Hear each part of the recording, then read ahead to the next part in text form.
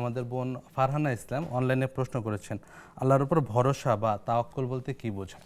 আল্লাহর উপর ভরসা এবং তাওয়াক্কুল করতে বোঝায় যে আল্লাহ পাক যেই যোগ্যতা আপনাকে দিয়েছেন সেই যোগ্যতাকে আপনি ব্যবহার করে বাকিটা আল্লাহর উপর ছেড়ে দেয়া।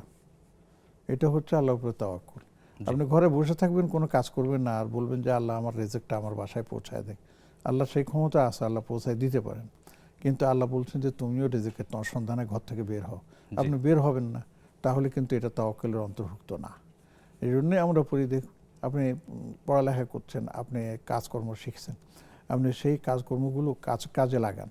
কাজে লাগাবার পরে যতটুকু আপনার মধ্যে আছে এতটুকু আপনি করে এরপরে আল্লাহর কাছে বলেন যে আল্লাহ এতটুকু করার আমার শক্তি সামর্থ্য ছিল, এরপরেরটা আপনার। যেমন দেখুন কৃষকরা কৃষি কাজ করে, হ্যাঁ, জমি চাষ করে, জমি কি জানি বলে প্রস্তুত করে, এরপরে সেখানে পানি সিঞ্চন করে, এরপরে সেখানে বীজ তলা করে ইত্যাদি করার পরে এরপরে আর কি কাজ স্যার?